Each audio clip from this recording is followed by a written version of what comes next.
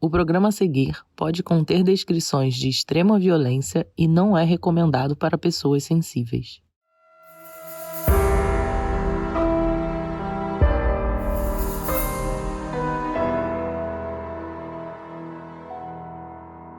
Oi Brasil, eu sou a Carol Moreira e hoje o papo é com Rafael Montes, um dos escritores de suspense mais lidos do Brasil, autor de livros como Suicidas, Jantar Secreto, Uma Família Feliz e Dias Perfeitos, que também recentemente ganhou uma adaptação em série do Globoplay. Ele vem conquistando cada vez mais espaço no audiovisual. E é dele o roteiro de Bom Dia Verônica, da trilogia A Menina que Matou os Pais e agora de Elise, Sombras de uma Mulher, filme da Netflix inspirado no caso da Elise Matsunaga. E eu já assisti ao filme e realmente ficou muito bom. E olha que eu sou chata com ficção de true crime, hein? Oi, Rafa. Uma delícia estar aqui, Carol. Obrigado pelo convite. Vamos bater papo sobre true crime, sobre Elise, sobre tudo mais. Quero saber tudo. Fico feliz que você tenha gostado. Começo já gostando. Sim, eu sou chata, hein? E foi bastante desafiador contar essa história, porque eu acho que você sabe bem disso, porque você fala de casos reais o tempo inteiro. Primeiro tem uma responsabilidade enorme, né? A gente está lidando com um crime real, com pessoas que viveram um episódio traumático. E você que assistiu ao filme, a gente depois pode falar especificamente de alguns cuidados que eu tomei, assim, acho que dá para notar ali. Então tem essa responsabilidade. E a segunda coisa é que eu sou um ficcionista. Uhum. Então, com frequência, eu fico, bem que podia ter sido, mas não foi. Podia ter acontecido um negocinho aqui, né? Podia, mas não foi. E aí não foi, eu não posso inventar que foi. Então tem também essa limitação mesmo da vida real, que faz a gente ter que tomar determinadas escolhas. Tem coisas até que eu costumo brincar que se fossem na vida, se fosse no livro de ficção, pareceria que é mentira. De tão doidas. De tão doidas ou tão inexplicáveis. No próprio caso da Elise, já vou contar um. Eu tive a ajuda de uma pesquisadora, a Karen, e eu lembro de me perguntar, porque ficou muito conhecido no caso da Elise, aquela imagem das câmeras dela descendo no elevador com as malas. E o Marcos desapareceu. E aí Ele só subiu, né, de elevador pra ir pra casa e depois nunca mais desceu. Aí minha pergunta é, o cara desaparece. Bom, a primeira coisa que, se eu sou, na minha cabeça, né, se eu vou investigar essa história, beleza, qual a última vez que horas ele saiu de casa? Hora tal. Então tá bom, peraí que eu vou assistir, vou olhar aqui a câmera. E aí você veria que ele subiu e não desceu. Mas a polícia não fez isso. E demorou. Demorou quanto tempo? Aí, salvo engano, 8, 10 dias. Demorou muito. Pra eles fazerem isso. Mas eu falei, mas por quê? Pra tentar entender por quê. E aí eu descobri que foi porque, primeiro, como ele ficou desaparecido, e ele naquela semana eles iam fazer uma grande venda da IOC. Uma venda bilionária. Então a primeira suspeita foi de sequestro, de qualquer coisa assim. Então ninguém suspeitou, então ninguém pensou em olhar a câmera. Ninguém lembrou dela primeiro, né? Ninguém lembrou dela primeiro. Então, assim, tem essas especificidades que são muito interessantes, assim, de fazer uma história de ficção baseada num true crime. Vamos falar, então, do começo do projeto, pra gente entender como que você foi parar aí, daí a gente vai entrando mais nos detalhes. Como que você foi parar? Você que teve a ideia? Quem teve a ideia? Como foi o começo de tudo isso? Então, eu fiz os filmes do caso Richthofen. Na época, esses filmes vieram de um convite da Ilana Casoy, que é uma grande autora de true crime, minha querida amiga, parceira, com quem eu escrevi Bom Dia Verônica. E a Ilana foi convidada a escrever os filmes do caso Richthofen e falou, Rafa, eu não quero fazer roteiro sozinha, faz comigo. E eu na hora falei, cara, eu não quero, eu não sou uma pessoa do true crime. Assim, eu escrevo histórias de violência, mas eu sou muito medroso. Então, quando vai pro crime real, assim, de ver as fotos e tal, eu fico muito nervoso, mesmo. Mas a Ilana me fez esse desafio, falou, Rafa, vamos fazer e tal. Eu falei, tá bom. E aí entrei com ela nessa missão, a gente fez aqueles filmes, ok. E você olhou as fotos? Não. No caso do Richthofen, tinha a foto do casal na cama, né? E eu falei, não quero ver, vou escrever. Tarará. Eu escrevi a cena do assassinato no roteiro, e aí ela falou, não tá como foi. Então arruma você aí. Porque... Aí ela falou, não, você vai ter que ver a foto. Ela me mostrou a foto e eu vi por 2 segundos e foi mais do que o suficiente. Você sabe que essa foto, você já viu? Já. É muito forte aqui. Tá, enfim. E aí, por causa, acho, do sucesso desse trabalho e tal, passaram a me convidar para fazer coisas de true crime, ainda que eu não, volto a dizer, não sou um especialista. Uhum. E E aí, na Netflix, o projeto, pelo que eu sei do filme da Elise Matsunaga, estava já lá dentro pela produtora Boutique junto com a Netflix. E eles vinham desenvolvendo versões de roteiro com outros roteiristas anteriores a mim. E não gostavam muito dos caminhos que tinham. E aí um dia me ligaram falando: Rafa, você não topa fazer esse filme? A gente tem versões anteriores de roteiro. Eu falei: não quero nem ler as outras versões para não ficar enviesado. Mas o grande desafio quando você vai contar uma história, além da responsabilidade que eu falei e da questão da pesquisa, é você encontrar qual é o recorte, qual é a maneira que você vai contar aquela história. Ainda mais um caso muito conhecido, né? Um caso muito conhecido. E aí, para mim, o desafio era esse, assim, como eu conto essa história? E aí eu fui ver o documentário, que eu não tinha visto. Eu tinha já um material de pesquisa, justamente das versões anteriores, então tinha um material já feito de pesquisa. E aí eu li aqui e falei: deixa eu ver se alguma coisa me chama atenção. E algumas coisas me chamaram atenção, posso falar delas já já. E aí eu falei: então tá bom, eu topo fazer uma proposta. E aí fiz um argumento que nada mais é do que uma versão criativa de como contar essa história real num filme de ficção. Um resuminho. E aí eles toparam, e a partir disso eu comecei a escrever os roteiros. E aí eu achei que seria importante, como parte da ideia, né, a gente vai falar disso, mas parte da ideia foi contar uma história do olhar da Elise Matsunaga, né? Eu achei que seria importante ter um olhar feminino também no roteiro. E mais, para mim também, o gênero do filme é um suspense melodramático. Então eu decidi chamar Mariana Torres, que é uma roteirista que escreve comigo o filme da Elise, com quem eu já tinha trabalhado. Ela fez parte da minha equipe no Beleza Fatal, fez parte da minha equipe na terceira temporada do Bom Dia Verônica. Então é uma roteirista incrível com quem eu já trabalhei algumas vezes. E aí eu convidei ela para fazer o filme comigo. Um pouco pelo olhar feminino, porque como você viu, tem algumas questões de maternidade, de pressão social, para engravidar e tal. Então eu achei que seria bom ter o olhar de uma mulher, mas muito também por causa do melodrama. A Mariana escreveu novela na Globo, trabalhou com o Manuel Carlos, então tem esse olhar do melodrama, por isso também fez Beleza Fatal comigo. Então tem esse olhar do melodrama que eu acho que era importante para esse filme, entendeu? E o que no caso te atraiu pra levar ele pra ficção? Por que não parar ali no doc, né? Eu acho que primeiro a ficção permite uma coisa que o doc não permite, que é te colocar na cena. Enquanto o doc você tem as pessoas contando como foi e tal, um filme de ficção, você entra no personagem, você tá na cena da briga, na cena da pressão, na cena da descoberta da gravidez, na cena da descoberta da amante, na cena da visita ao passado. Você vive com a personagem aqueles momentos, você esquece que aquilo ali é uma atriz fazendo, né?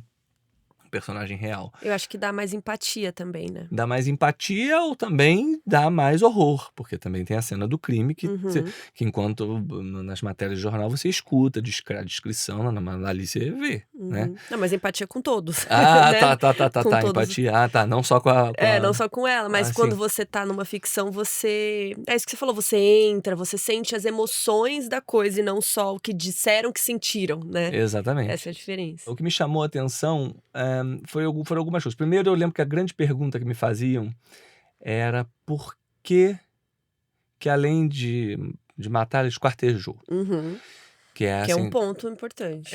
E aí eu falava: mas você sabe que essa resposta não existe. Ou seja, eu não sei essa resposta até agora. Talvez nem ela saiba, né? E talvez nem ela saiba. Se a gente virar pra ela e perguntar, ela não vai saber.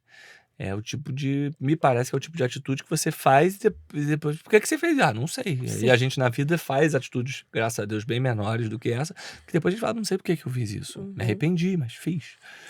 Ainda mais uma coisa chocante, não passando pano, né, pra nada, mas uma coisa, quando você comete um crime, é muito chocante, né? As pessoas fogem, as pessoas cometem coisas, fazem coisas que elas não estão pensando normalmente, né? Tipo, cara, você acabou de matar seu marido, Tanto que até eu gosto muito, não quero dar spoiler, mas ela fica um pouco ali pensando, né? Ela não resolve fazer nada no primeiro momento, então acho que isso também... Mas isso é fático, né? Ou seja, se passaram muitas horas pela previsão, eles pedem uma pizza, chega a pizza, logo depois tem a discussão, e pelo tempo do corpo ela matou ele naquela madrugada.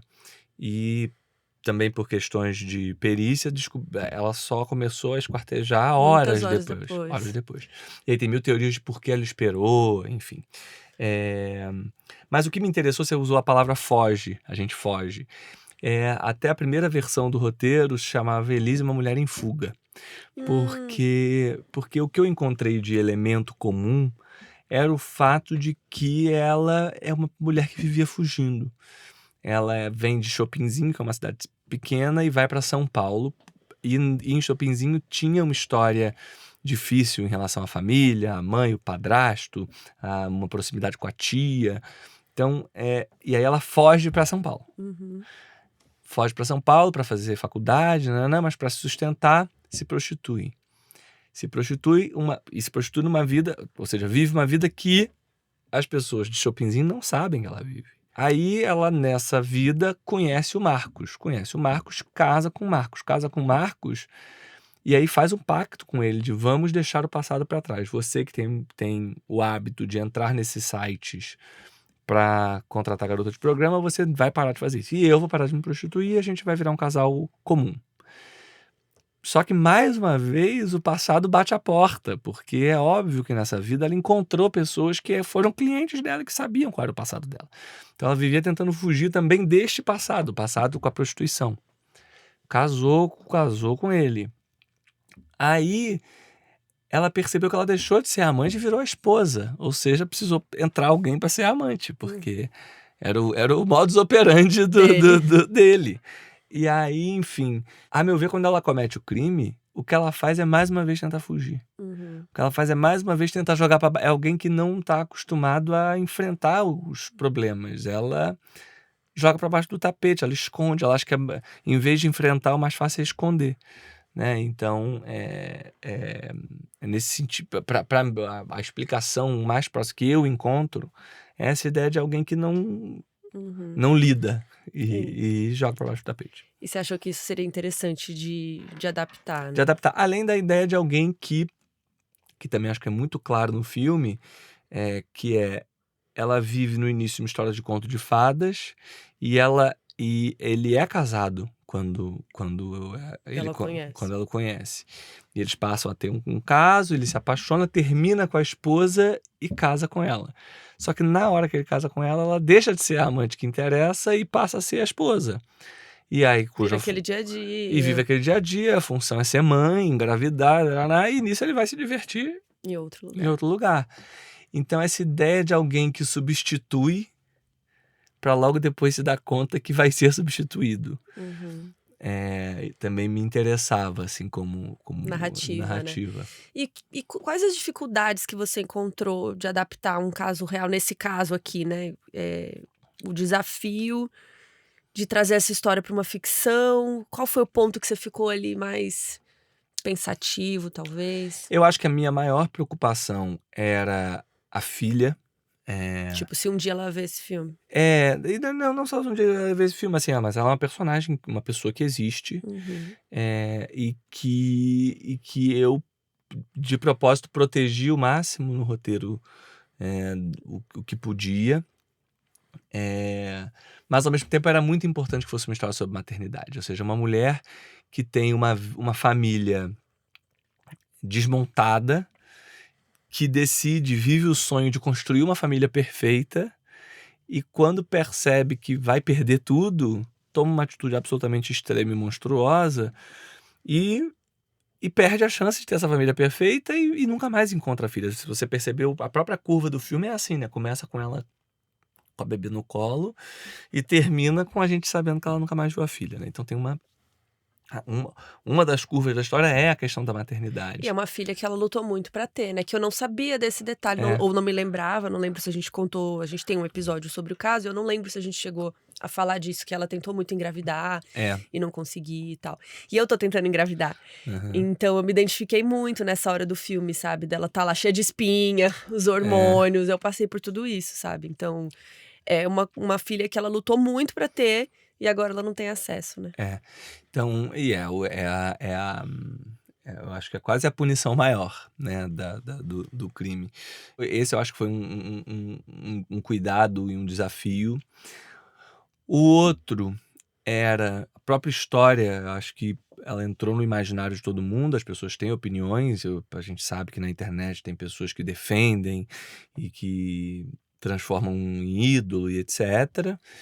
E tem também as que condenam absolutamente, falam que é uma psicopata. Tem sempre esses dois extremos, né, nas histórias. No caso dela, tem esse lance dela ser querida por parte do público, porque dizem, né, o tanto que ela sofreu nas mãos dele, que ele era abusivo, e aí sempre fica essa dúvida, né, será que é verdade o que ela contava dele ser abusivo ou não?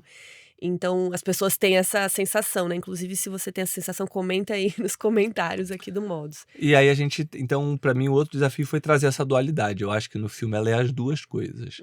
E acho que isso foi um trabalho não só do roteiro, mas também da direção e principalmente da Lorena Comparato, Tá que demais. tá demais, arrebenta, uma grande atriz. Foi muito minha parceira nos ensaios, na fase de pré-produção, né? Ou seja, eu escrevi os roteiros e aí, conforme ela ia ensaiando, a gente trocava WhatsApp, eu, ela e a preparadora, Maria Silva, ela falava, Rafa, posso falar desse jeito? Trocar umas frases. Posso trocar essa frase? E aí a Lorena mergulhou muito na personagem, então ela ficava, não, eu li tal coisa. Você acha que a gente pode trazer esse aspecto aqui? Então foi uma... E é muito legal essa troca. Quando você tem um ator parceiro, assim, no sentido de tentar fazer a melhor história possível, é sempre, sempre muito, muito bom. Então essa dualidade da personagem, ou seja, sem passar pano, mas também sem jogar pedra, e tratar a história de um humano que comete uma atitude monstruosa. Eu ia te perguntar isso, como não romantizar esse caso? É uma dificuldade, assim, Romantizar ela, né? Romantizar. Não, e tem uma coisa que é isso, assim, vou dar exemplos. A gente tem coisas que são absolutamente fáticas, assim, então, por exemplo, ela em determinado momento descobre que ele continua usando o site de prostituição, já casado com ela, ele continua usando o site e ele faz resenhas. Essas resenhas são resenhas reais. Todas são reais, não inventei nenhuma delas. O vídeo da amante, que tem também, é real. Tava passando na televisão na hora do crime? Não sei. Não sabemos. Aí isso a gente coloca ali. Isso eu coloquei porque é dramático. O momento que ela descobre que ele continua no site é o mesmo que ela descobre que está grávida? Não. A gente junta... Então a gente pega momentos de fatos que aconteceram e junta para efeito dramático, né? E teve algum fato que você falou, isso aqui não combina? Vou tirar essa coisa. Teve alguma coisa que vocês acharam melhor tirar? Então, teve uma coisa que aí isso é interessante. Depois que eu fiz, eu falei, deixa eu olhar as versões anteriores. E aí, nas versões anteriores tinha uma coisa nas duas que eu não usei. E que eu continuo achando que eu não precisava. O que era? Que é uma figura que até é mencionada, eu acho, aparece. Acho que é só mencionado, não sei. No documentário. Que é o reverendo. Eles frequentavam uma igreja. Então tinha um aspecto religioso forte deles. Até como um evento que acontece, tem uma coisa depois que ele está desaparecido e tal, tem um saque, uma movimentação bancária, um depósito de dinheiro numa conta que ela fez para parecer que ele estava vivo, que ela fez em Vila Brasilândia, que é perto de onde era a igreja. Então tinha uma coisa desse reverendo, que era um reverendo que meio aconselhava o casal. Então quando eles brigavam, ele ia lá para falar calma. Então essa figura desse reverendo existe. E é uma peça razoavelmente importante. Mas aí para mim, ele traria um aspecto quase místico, uma coisa meio religiosa. Seita. Que não seria o assunto, entende? Mas não senti falta dele, não. Não, é que tá, mas é um personagem da história. O Marcos tinha vários amigos, com quem ele saía para caçar, com quem ele colecionava vinhos muito caros, charutos, etc. Tudo isso eu reuni em um amigo só, ou seja, aquele amigo que aparece, na verdade, são vários amigos reais em um personagem só. Então a gente faz esses exercícios mesmo de unificar, né? E o que você acha qual é o limite do que dá pra inventar numa ficção baseada em fato, assim? Olha, é óbvio que primeiro não existe verdade absoluta, ou seja, eu acho que é inspirado em fatos. Não, quer dizer, o limite é o que eu acho que é, na verdade, porque pode ser que alguém fale, nossa, pra mim passou de todos os limites, inventou demais. Cada autor vai ter uma opinião. Cada um vai ter uma opinião, então assim, primeiro eu acho que não existe a resposta certa. Mas eu acho que para mim, o limite é tentar se manter próximo aos fatos e tentar tomar muito cuidado com quem está vivo e ainda é vítima nessa história. Então, por exemplo, a própria família Matsunaga, eu no roteiro tentei muito proteger no sentido de não vilanizá-los, por exemplo. Uhum. Que é uma tendência que acontece às vezes, as pessoas vilanizam o Marcos e depois vilanizam a família. E eu acho que não, é uma família que perdeu um filho e perdeu um irmão e etc. De uma maneira absolutamente brutal. Então, acho que sim, acho que o limite é esse, assim. É uma coisa que a gente sempre fala aqui no Modus também, que a gente sempre tenta escolher casos que primeiro já estão julgados, que já estão resolvidos, que já tem um tempo, porque às vezes as pessoas pedem, fala desse caso, o que aconteceu, né, semana passada, o que aconteceu, não sei o que lá.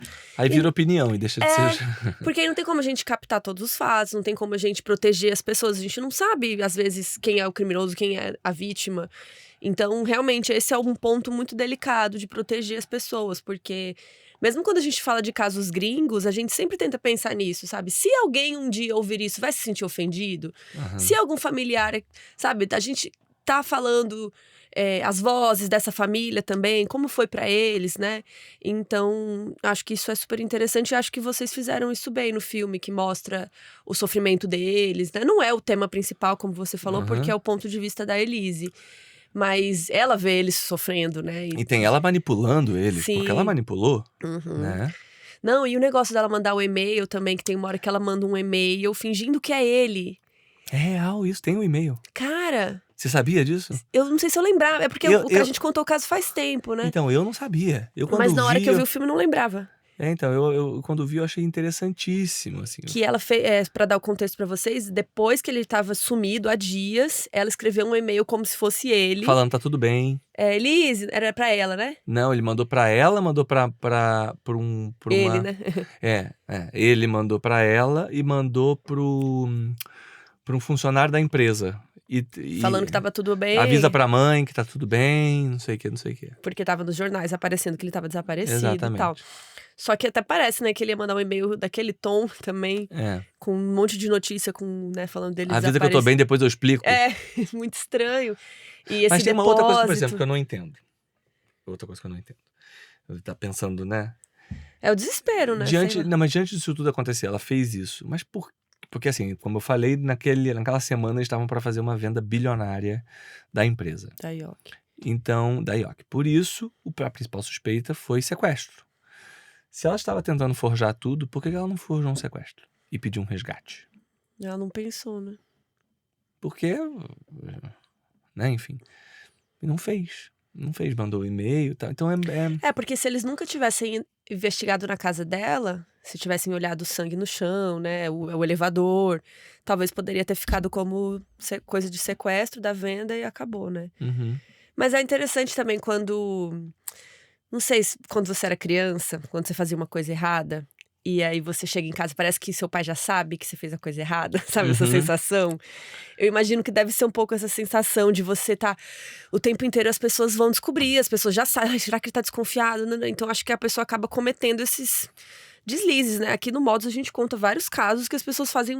Tem pessoas muito racionais e muito inteligentes que né, armam planos mirabolantes, mas a maioria das pessoas comete erro atrás de erro. Que a gente até fala, nossa, fulano foi muito burro, né? Podia ter feito isso, podia ter feito aquilo. Uhum.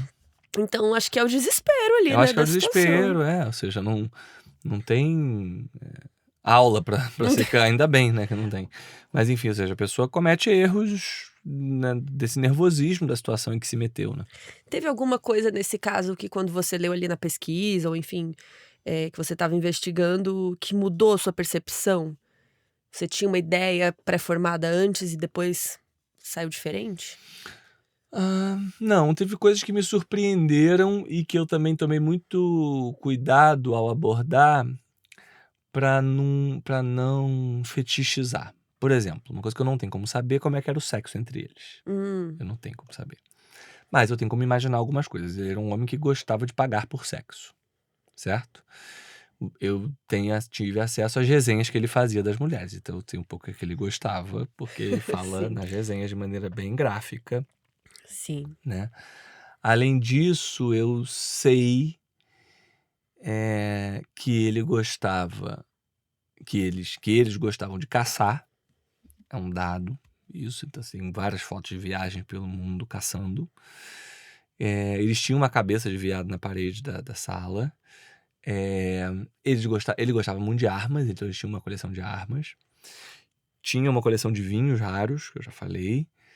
Que aí você vê, no filme nem aparece tanto. Tem que ela Tem fala, uma tava levando vinhos e tal, mas era uma coisa muito importante pra ele, a coisa dos vinhos. Então tem pinceladas também de coisas, mas que não dá pra você se virar sobre isso o filme e acabou.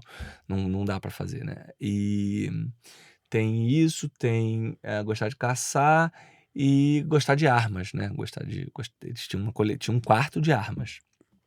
E aí, então tinha essas coisas que eu não vou dizer que mudou a minha maneira de enxergar, mas deu pra entender que era um casal com muitas especificidades e muitas gostinhos específicos. específicos estranhos um pouco. E aí, como eu fiquei muito surpreso, eu inventei uma cena. Eu lembro quando eu inventei isso, que eu falei, cara, como é que eu conto isso? Era o meu grande desafio, como eu conto isso. Eu tive a ideia de fazer a tia dela de Chopinzinho visitando a família. E a gente vê... eles tinham uma cobra em casa de estimação. Uhum. Eu tive a ideia de fazer essa tia visitando e o olhar da tia era o meu olhar e o olhar do público, de entrando nesse mundo que não é o que é meu. isso? Falando, o que é isso? Tem um quarto de arma, tem um... A cobra fala da tia é muito boa, que ela fala, não podia ter um cachorro, que é uma coisa que meu pai falaria. E por que também tem aquela fala? Porque depois eles tiveram um cachorro, né? Quando nasce, que não tem no filme. Mas sim, e não tem no filme por questões de produção mesmo, assim. Tipo, colocar um Mais um cachorro cachorro nessa aqui. cena, tal, não sei o quê. Mas até numa versão do roteiro tinha o cachorro. Mas pelo menos a gente menciona, porque não é melhor ter um cachorro, porque na vida real, lá na frente, teve um cachorro. E aí foi a maneira que eu encontrei de apresentar essa estranheza do olhar de alguém fresco. Rafael, tem nos autos do processo que a tia visitou eles? Claro que não, mas eu imagino que a tia um dia Poderia. ter visitado, assim, entendeu? Né? E o que é complicado é quando você, também na coisa do limite que você falou, é quando você cria alguma cena que imputa crime a alguém, né? E aí, que aí você não pode fazer isso numa história real. Sim, Mas, depois é processado. mas inventar que a tia visitou não tem nada demais, enfim, é isso. E qual cena você achou mais difícil de escrever? Eu chuto que seria do esquartejamento, mas talvez Acho que a do nem esquartejamento seja. provavelmente seja mais difícil de dirigir e de fazer ali com os atores. É muito forte, né? Porque você não precisa descrever tanto, talvez, Não descrevo tanto. Assim, né? Aí, na verdade, é um trabalho bem técnico, porque eu tenho a perícia falando pela como é os que fala? membros que cortou. Não, os membros cortou e não só, você consegue saber pelo tipo de corte. Que faca que foi. Quando a faca foi ficando mais desgastada. Então o que foi A primeiro? lâmina, o que foi primeiro, o que foi depois, você consegue saber pela lâmina em relação, enfim. Então, na verdade, é bem técnico. Então, eu sabia a ordem que foi, eu escrevi no roteiro e foi. Então errei. Por quê? Não foi essa cena. Não foi essa cena. Tô pensando aqui qual foi. Eu acho que a mais difícil foi a briga deles antes do crime. Quando que ele leva volta, ao crime.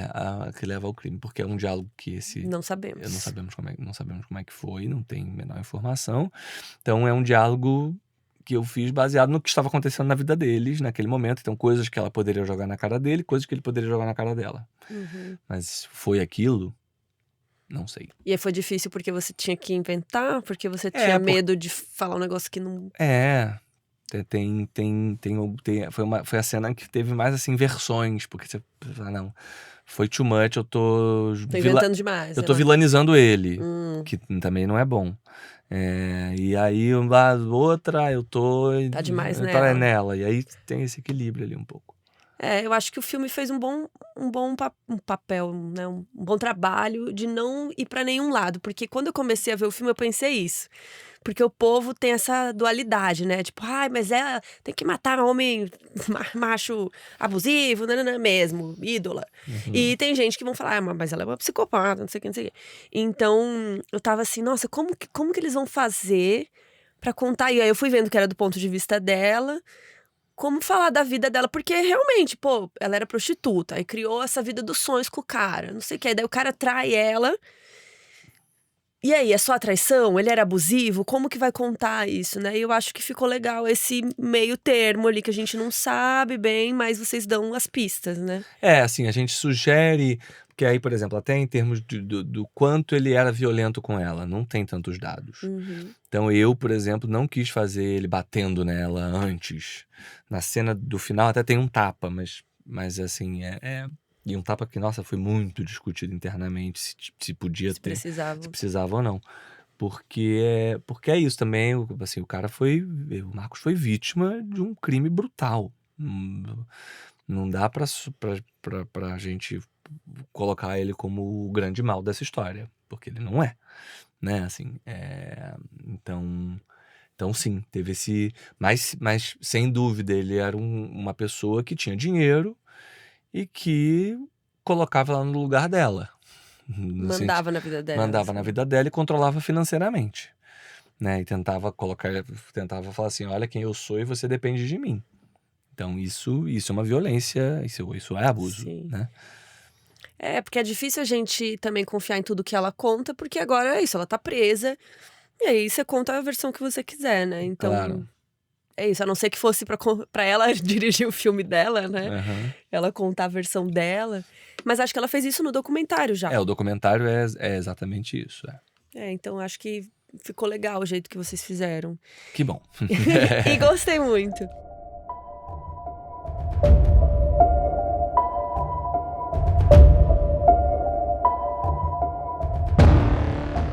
Vamos falar um pouquinho do filme da Suzane, porque acho que agora você tem essas refs, né, de true crime na sua vida, assim. Que diferença você encontrou ao adaptar esses dois casos? É curioso, porque eu acho que no caso da não pensei, né, nunca Foi a fiz essa primeira a te reflexão. perguntar, ó. Então não sei a resposta, pô, vou pensar. Eu acho que no caso da Elise tem essa ideia geral disso, né, de que ela é ídola de muita gente e tal, e eu não queria fazer um filme que fosse só isso, eu que defendesse essa ideia. E no caso da Suzane, foi o exato oposto. A Suzane, na verdade, é considerada a cara do monstro brasileiro, né, assim, ou seja, que ela cometeu um dos crimes Um dos mais piores atrozes que você crimes. pode fazer, que é matar seus próprios pais. Mas ao mesmo tempo eu também eu não queria falar que ela era um monstro, eu queria mostrar a complexidade dessas decisões e tal, sem defender também, porque é indefensável e ela foi condenada, como você bem disse, são casos que já foram julgados e não cabe nem a mim nem a você julgar, a gente não é tribunal do júri, a gente não é juiz, então a gente conta a história de como foi.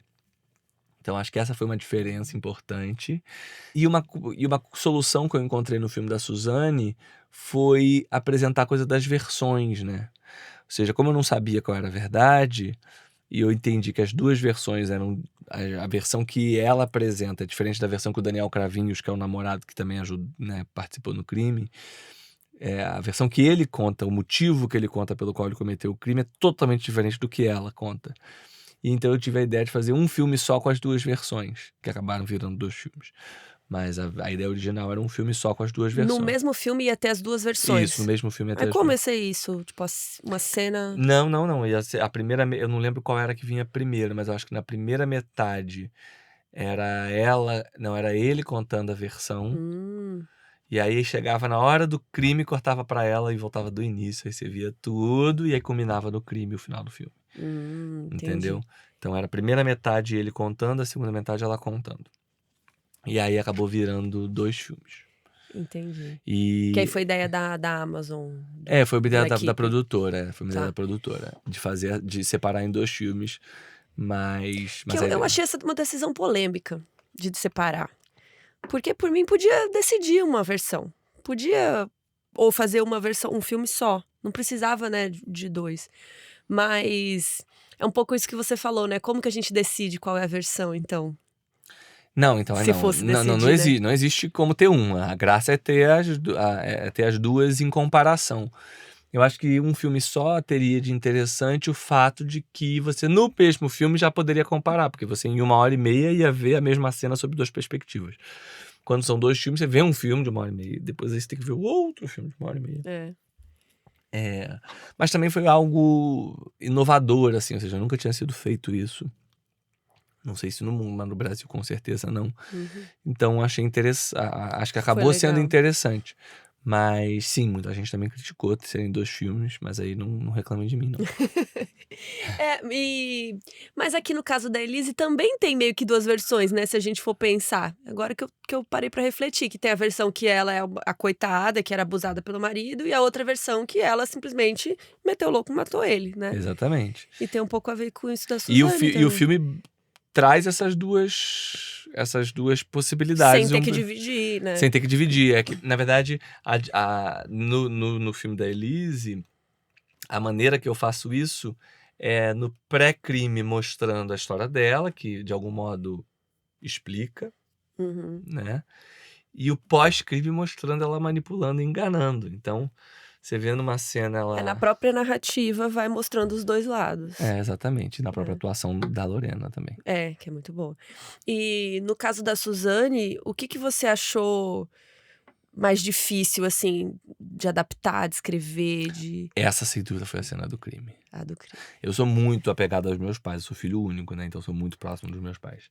Você não conseguia pensar Então eu nisso? falava, gente, como é que alguém espera os pais dormirem, pega um pedaço de madeira com prego e sobe a escada e vai lá. Ela não teve coragem de subir, né? Ela ficou Não, lá não, sim, embaixo. sim, mas tá bom. Então como é que alguém E vira fica esperando. pro seu namorado e fala assim, mozão, vai lá. É assim, sua caceta. Como? Assim, foi bem difícil. Você acha que você precisa ter alguma empatia com os personagens para escrever?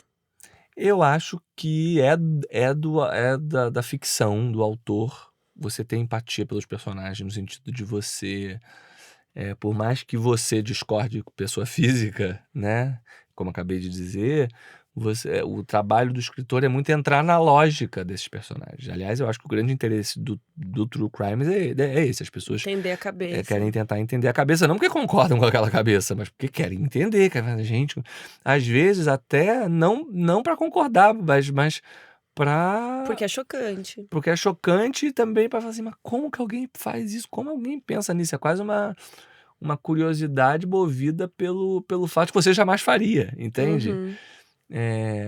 Então sim, eu acho que precisa ter alguma espécie de empatia. Mas é que as pessoas confundem a palavra empatia, acho que empatia é Com concordar, concordar. empatia é achar fofinho, achar bom. Não é isso, não é empatia. Empatia é você se colocar no lugar do outro, ainda que você senta na cadeira do outro e fala, meu Deus, que coisa absurda.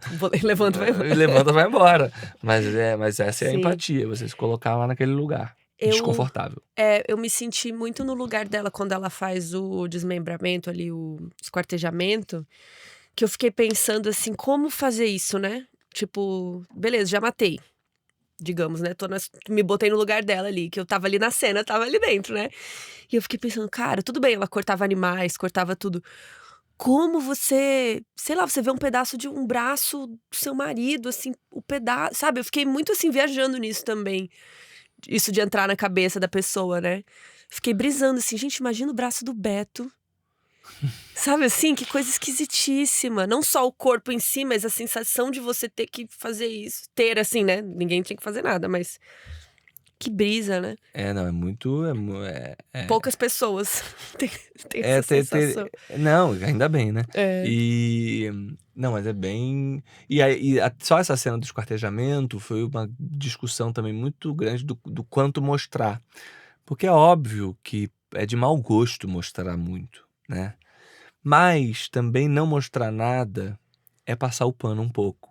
Porque Sim. se você não mostra nada, você quase fala assim, olha, tá bom, ela viveu tudo isso Cortou aqui, e tchau. cortou, tchau. Não, você tem que mostrar como foi Como é cruel brutal, isso. violento, cruel o que ela fez, sabe? Assim, então Sim. tem uma importância também nesse equilíbrio da dualidade, mostrar, sim, o esquartejamento, ainda que de uma maneira que não seja vulgar e tão gráfica e violenta, né? Eu acho que nesse sentido o filme, mas só porque eu participei também, né, assim, ao longo eu assisti aos dailies de filmagem e também na montagem. E na montagem eu lembro que nessa cena foi uma cena que assim, todo mundo, o diretor, a Netflix, todo mundo o produtor, todo mundo que dava opinião ali, a gente ficava muito, cara, ó, tirou demais. Põe um Aí pouquinho. põe um pouquinho. Não, e colocou demais, tá? Mas agora tá. Então teve também esse cuidado do quanto mostrar. Eu achei que foi bom, porque tem um filme do Ted Bundy com o Zac Efron, Aham. que a minha maior crítica é porque é um grande vidinha de Zac Efron ali, vidinha do Ted Bundy, e não mostra os crimes, não mostra as violências, não mostra o horror que é. E a gente, no modo, sempre conta a infância dos personagens, né? No caso, muitas pessoas que cometem crimes horríveis, principalmente serial killers, tiveram uma infância horrível, sem Uhum. amor, abuso sexual e diversas outras questões. E a gente acha importante contar, não pra romantizar o personagem, não pra falar que coitadinho, nem nada, mas pra mostrar como uma coisa influencia a outra, como a falta de amor na infância, como o abuso infantil pode influenciar em coisas horríveis na vida da pessoa. Claro que nem todo mundo que passa por isso comete crimes, mas enfim, a gente gosta de mostrar isso. Mas o filme simplesmente só mostrou o lado legalzinho dele, ele passeando na escola, e os crimes não mostrava. É. E aí fica parecendo que ele era lindo, ele era legal. E cometeu um crime aí, mas enfim. É. E é exatamente isso que você falou. Eu acho que investigar o passado dos personagens é isso. As pessoas falam, é pra justificar. Não, não tá justificando. Eu só tô explorando o passado do personagem. É da pessoa real, na verdade, né? Porque o nosso passado é o que faz a gente hoje. Sei quem é. É óbvio que existem exceções. Então, por exemplo, tem criança que na infância já gostava de matar animal, torturar animal e tarará. E aí. Mas sim, existe uma questão quase estatística. Existe uma grande porcentagem de assassinos em série, criminosos e tal, que sofreram abuso, né? Enfim. Mas como você bem disse, não sofrer abuso não te torna um serial Exato. killer. Mas é uma coisa que a gente foca muito aqui, porque, inclusive, quando a gente fala casos de mulheres que acabam sendo assassinas e tal, a gente às vezes recebe comentários de alguns homens falando que a gente passa mais pano quando a criminosa é mulher, alguma coisa assim. E eu acho que isso é sem querer, justamente porque a sociedade já é muito difícil, né, muito escrota com a mulher. Então, às vezes, a gente acaba... Mas a gente conta esse passado e tal, e aí alguns homens ficam ofendidos porque a gente explicou o passado da mulher, essas coisas, né? Mas enfim. Voltando a falar de casos assim brasileiros, tem algum caso que você se interessa? Tem algum caso que você jamais adaptaria? Algum caso que eu jamais me adaptaria. Bem, um caso que me interessa é o dos canibais de Garanhuns. É muito interessante. Eu acho muito interessante, porque tinha uma relação absolutamente complexa e Meio que um trisal meio que um ali. trisal, com uma coisa meio de seita, e ele tinha o homem do trisal tinha uma coisa de escrever livros, de escrever profecias, ele tinha uma coisa meio de ser um profeta. Era uma relação absolutamente estranha, porque ele tinha essa mulher mais velha, que era a esposa, e depois ele se junta com uma mais nova. Então tem uma Dinâmica interessante. dinâmica Gosto. interessante, e aí também os crimes que eles cometem, que são absolutamente violentos, depois a ideia de colocar num salgado e vender. Então, enfim, e eu fui a Garanhuns dar palestra já como escritor de ficção. E é claro, como é uma cidade pequena, é um caso que marcou a cidade, até hoje é o assunto, né? Enfim. Então eu acho que é um caso que me interessa bastante. Já vende pra Netflix, já gostei. Aprovado. Algum que eu nunca escreveria. Eu confesso que eu não tenho tantos casos na cabeça, assim, também pra.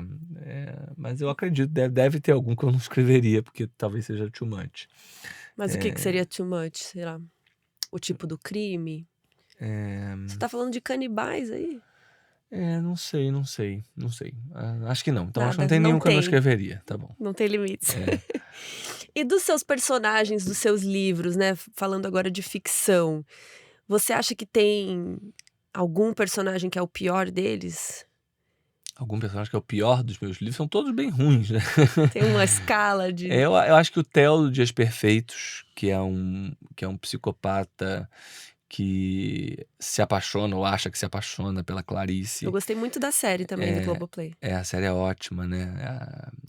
O elenco tá brilhante, a Júlia Dalávia e o Jafar Bambirra, a direção da Joana Jabassi, e a série foi escrita pela Cláudia Juvan, e eu participei ali como consultor, e foi muito legal a troca com todo mundo, e era isso, era O livro é um livro narrado da cabeça do Theo.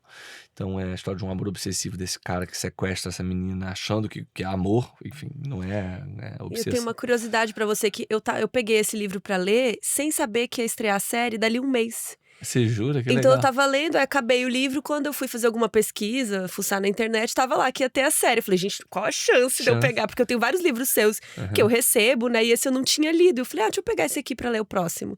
E aí lançou a série. Eu E tava aí- sentindo já. E aí a Claudinha Juvan, né, que é quem adaptou, teve uma ideia brilhante de pegar a história que é narrada da cabeça dele e criar os dois pontos de vista. Perfeito. Então você tem a visão dela e a visão dele. Que é a melhor maneira, porque no livro você consegue contar, eu conto o livro da visão dele, mas mostrando que, na verdade, tudo que ele enxerga não é o que é real. Dá pra presumir ali o que ela tá sentindo. Exatamente, porque eu descrevo que ele tá achando tudo maravilhoso, mas é óbvio que não tá tudo maravilhoso. Até o título do livro é uma ironia, Dias Perfeitos. E aí na série a questão é como é que você mostra isso, né? E aí ela teve essa ideia de mostrar os dois lados e eu achei maravilhosa a ideia. Acho que eu tenho muito orgulho dessa série, fico muito Por que feliz. você não escreveu essa? Porque eu tava fazendo Beleza Fatal. Ai, Eu tava na mesma época escrevendo Beleza Fatal. e como você Era se Beleza sentiu? Fatal, ou era Beleza Fatal ou era Bom Dia Verônica. Eu tava escrevendo alguma coisa e aí então eu não podia escrever. A Claudinha é alguém com que eu já tinha trabalhado antes, ela foi minha chefe no primeiro projeto de roteiro que eu fiz pra TV Globo. E então foi quem me trouxe pro mundo do roteiro, foi a Cláudia.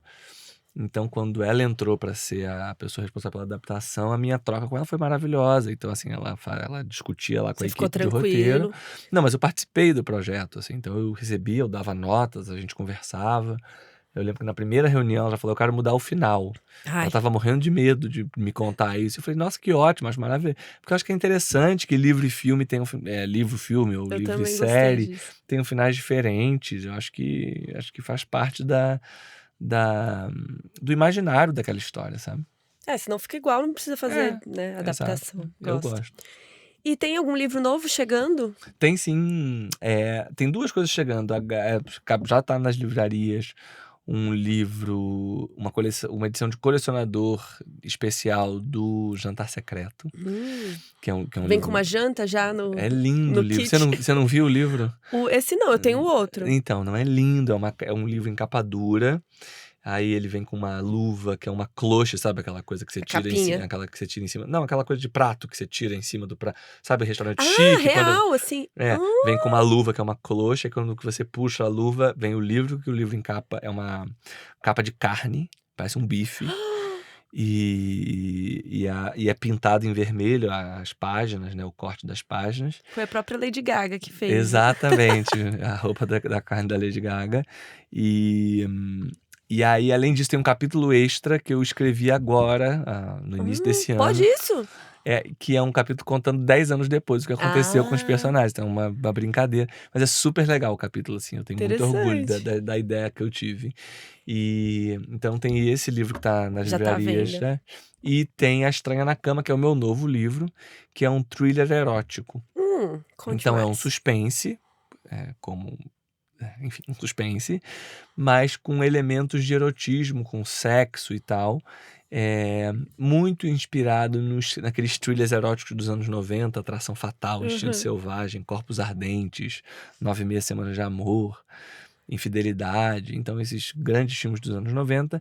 Mas eu quis fazer uma roupagem de 2026, sabe? Ou seja, como é que seria um thriller erótico hoje? Porque esses filmes dos anos 90 eram filmes muito misóginos, né? Que exploravam o corpo da mulher e tal. Então eu queria fazer uma história hoje em dia. E aí eu pensei, qual é o assunto de hoje em dia nas relações? É relação aberta, é abrir a relação, fazer um homenagem, ir numa casa de swing, e tal. Então é a história de um casal hétero, casado há muitos anos, há 15 anos, e esse casal decide abrir a relação numa noite. O casamento esfriou, o sexo tá ruim, tá morno, aquele sexo basicão. E eles, para animarem, decidem fazer uma homenagem numa noite. Conhecem uma mulher por um aplicativo E a história começa na noite em que a mulher chega no apartamento deles. Eles moram numa cobertura de frente pra praia. Eles são um casal modelo famoso. São um casal famoso da alta sociedade. E eles E essa mulher é esquisita. Não, eles recebem essa mulher que eles conhecem num aplicativo. E a mulher, aí eles começam a tomar vinho, bate-papo. A gente sabe que eles mentiram o nome no aplicativo, não querem falar qual é a profissão deles. E papo vai, papo vem, toma vinho, taranana, coisa vai esquentando, vai esquentando, vai esquentando. Eles se beijam, vão pra cama. E aí a mulher fala: eu adoro praticar umas coisas diferentes. A estranha que chegou, a terceira. E ela fala: eu adoro especialmente.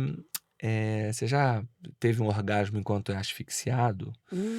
E aí a esposa tá muito nervosa com tudo aquilo. Fala: não sei, não quero, não sei o quê. Calma lá. Mas ela fala: não, experimenta, é bom, você vai não sei o quê. Tá. Enfim, aí ela pede pra ser. A estranha pede pra ser enforcada. E ela morre na cama. E aí a história. Achei que ela era malvada. Não, ela morre na cama. E a história é Que fazer. E eles são um casal modelo, então eles não podem ligar pra polícia e falar: olha, a gente tava fazendo homenagem aqui e sem querer morreu. E Isso aí, acontece bastante, né? Você deve ter achado essas então, aí coisas histórias. aí desde que eu comecei a escrever essa história e tal, coisas que eu encontrei. Primeiro, sim, é perigoso. Mas tem muita gente que faz. Muita gente que faz. E aí, há pouco tempo, eu vi uma matéria dizendo que 70% dos casais héteros abaixo dos 30 e poucos anos praticam. 70%. Significa que você pensa, todo mundo Tem que você você conhece. que tá ouvindo aqui também gosta. Provavelmente. Não, já experimentaram alguma vez algum tipo de asfixia. Entendi.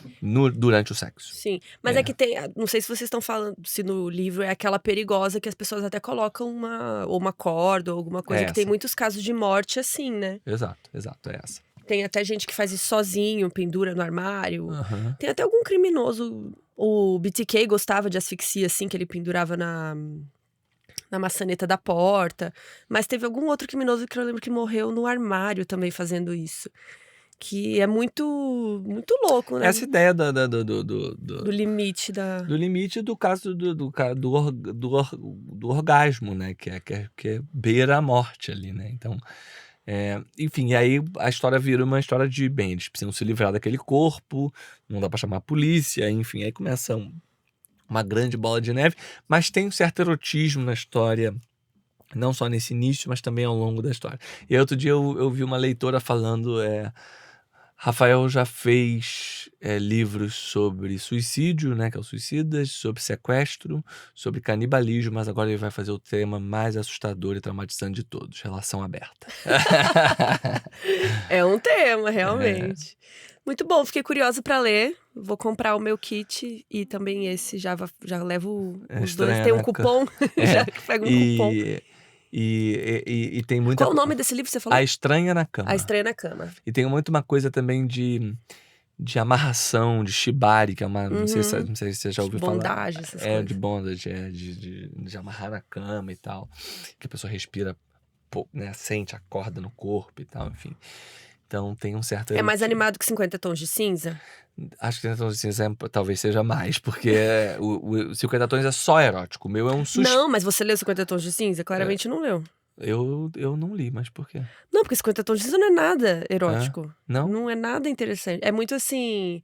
Vai rolar e não Vou rola. te dar um tapinha. Não, ele dá um tapinha. Ah, uau! É muito... Eles chamam de vanilla. Ah, é? Que foi, eu acho que na época foi muito assim, as donas de casa ficaram chocadas, mas era bem básico, assim, quem gosta mesmo dessas coisas ficou, tipo, esse livro não tá falando nada. Mas aí, por exemplo, eu pra pesquisar pra esse, eu li alguns livros eróticos e aí alguns eu também acho que são demais. Entendeu? Porque tem, mais uma vez, tem a coisa do quanto não ser vulgar e tal, e também, mas ao mesmo tempo também narrar que é um sexo. Uma coisa, E tem que dar tesão, e tem que, enfim. Então, esse equilíbrio foi muito difícil. Não sei se eu consegui, mas pelo menos tentei. Depois te dou um feedback, se é mais do que os 50, mas com certeza mas acho que todo mundo que for ler vai querer experimentar coisinhas em casa. Então começamos falando de crimes brutais e acabamos falando disso, mas fica aí pra vocês muitas ideias aí do que comprar em breve e também do filme da Elise pra assistir. Obrigada, Rafa. Obrigado. Parabéns, tá muito bom o filme. Gostei Fico muito. feliz que você gostou. É uma delícia estar aqui batendo um papo com você. Sim. Temos que fazer mais vezes Então, isso. no próximo filme, próximo Bora. livro, você volta. Pode deixar. Obrigada. Obrigadíssimo.